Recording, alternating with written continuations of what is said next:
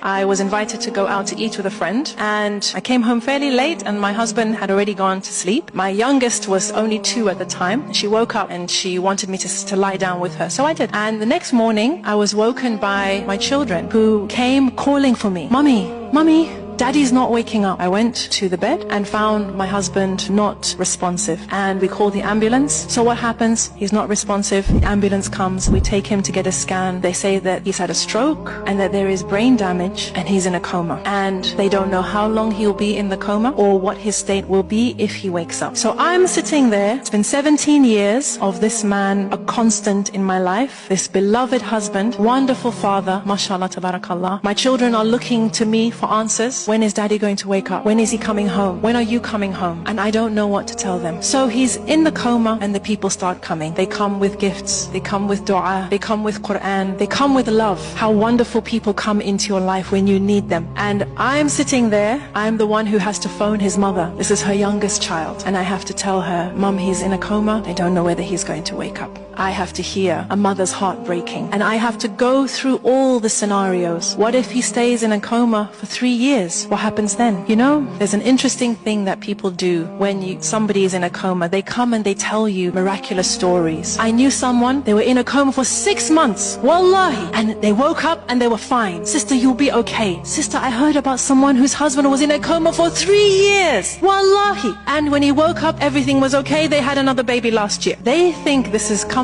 I don't, because I don't know how to navigate my life with my husband in this coma. But Allah is the owner of the heavens and the earth, and He decides. So Ya Rab, if he will be in a coma for however long, I accept. Then they say, when he wakes up, he may have severe brain damage. He may not recognize you or the children. I say, Allah is the owner of the heavens and the earth. He decides. And if my husband wakes up and he is no longer the man that he was, I accept. And then what if he doesn't come back? Subhanallah, I went through every scenario, which is what you do. You go through every scenario, what could possibly happen, and Allah gives me the chance to accept each scenario. Say, Ya Rab, this is in your hands. Whatever you decide, I accept. So one day, a sister comes with a story for me. And this was a story that did give me comfort. She said, you know, there was a husband and a wife. They had a daughter. And this daughter, from when she was born, she was very ill. And the doctor said she wouldn't survive past 1 year, 2 years, 3 years, 4 years. But the daughter survived. Until one day she got too sick and they took her into hospital. And the hospital staff said, you have to leave her here. So they come back the next day and the doctors say, it's not looking good. She needs this, she needs that. And the man says to his wife, not yet.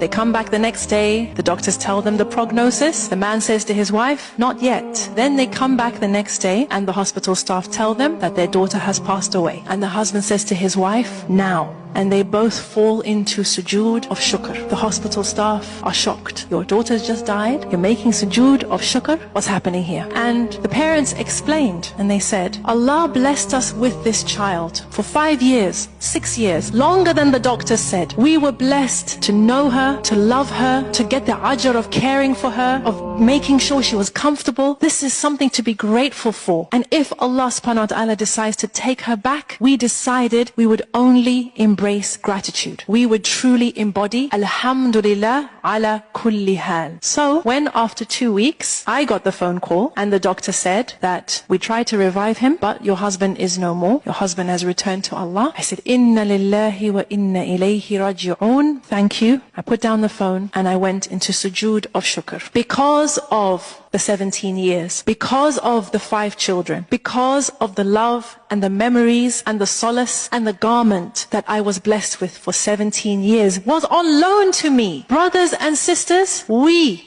as human beings are ungrateful. If you go to the bottom of almost all our issues, you'll find ingratitude, taking things for granted, thinking we deserve more. Why should I not have what so-and-so has, what I used to have, what I have always dreamt